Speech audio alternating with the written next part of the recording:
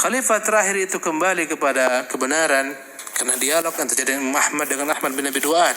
Dia ingin sekali mendengar dialog antara Imam Ahmad, bapaknya Wathiq. Kata Wathiq, coba panggil dulu Ahmad, aku mau dengar bagaimana dia berhujjah. Imam Ahmad pun dilepaskan daripada rantainya. Ya, Imam Ahmad mengucapkan Assalamualaikum ya Amirul Mukminin, tidak ada jawab. Dia katakan, wahai Amirul Mukminin, Allah telah mengajarkan kepada kita adab untuk menjawab salam yang sepertinya itu lebih utama daripadanya. Dia katakan Waalaikumsalam tanpa menyebutkan apapun juga.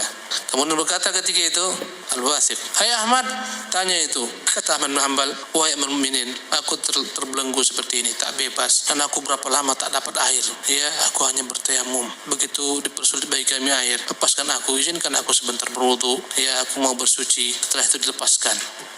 Setelah itu berkata kembali Al-Wathiq, Ahmad, tanya dia, debat dia. Berkata Imam Hanbal, wahai Amirul Mukminin, alangkah indahnya jika saya yang lebih dahulu bertanya kepadanya. Kata Khalifah, ya engkau silakan tanya. Dari situlah bermula. Ya Ahmad bin Abi Duad, aku mau tanya, engkau dan seluruh kelompokmu mengajak orang, menyuruh orang agar mengatakan Quran makhluk, bukankah demikian? Ya, maka aku bertanya kepadamu, wahai Ahmad bin Abi Duad, engkau mendakwai orang untuk mengatakan Quran makhluk. Apakah dakwahmu ini adalah yang didakwakan Nabi SAW? Nabi menyuruh orang mendakwahi apa yang kau dakwai ini, mengajak umat yang mengatakan Quran makhluk. Kemudian setelah Nabi meninggal, Khalifah berikutnya Abu Bakar, setelah itu Umar, Utsman, disebutkannya Khulafaur Rasyidin. Apakah semua mereka itu menyeru umat agar menyeru apa yang kau seru? Terdiam. Jawab, kata Khalifah, tidak, katanya. Subhanallah, subhanallah, perkara yang tak diseru Rasulullah, Abu Bakar, Umar, Utsman, Ali, engkau seru. Kalau engkau mengatakan ada dua kemungkinan, tak ada yang ketiganya.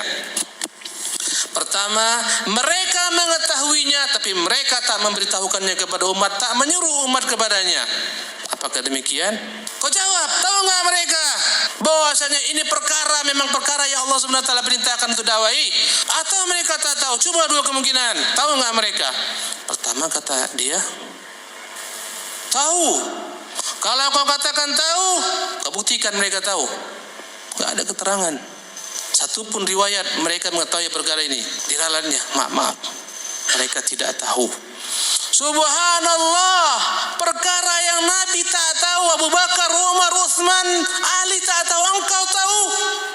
Dalam bahasa Arabnya, fayaluka ibnu luka. Memang kau dasar anak tak tahu juntung. Itulah bahasa Arabnya. Perkara yang Nabi tak tahu, engkau tahu. Itu yang membuat Khalifah menutup wajahnya. Hampir-hampir dia terpaksa tertawa dari mereka. Dia pun tinggalkan majlis. Ya, dia katakan, ya Luka, wahai ibnu Luka, perkara yang Muhammad tak tahu, engkau tahu. Subhanallah, hebatnya kau. Nabi tak tahu, engkau tahu. Subhanallah. Habis dialog, sebentar aja. Itu yang membuat anaknya akhirnya melihat bapaknya sudah mulai condong kepada kebenaran. Dia masuk ke dalam biliknya, dia menutup wajahnya, dia ulang-ulangi perkataan Ahmad bin Hanbal. Subhanallah, Muhammad dan sahabat tak tahu, engkau tahu. Ini bantahan kepada semua bid'ah. Antum bilang aja itu, bagus ini Ustaz. Tahu nggak Nabi ini bagus? Tahu. Mana buktinya? Tak tahu Nabi bagus. Hebatnya kau. Dah, pegang kata-katanya itu. Ini bantahan untuk semua bid'ah dari Ahmad bin Hanbal rahimahullah. Akhirnya dengan dialog ini, anaknya Mutawakkil sadar ayahnya salah. Ketika dia naik, ketika itu berubahlah Imam Ahmad, diangkat setinggi-tingginya derajatnya. Subhanallah. Khalifah terakhir itu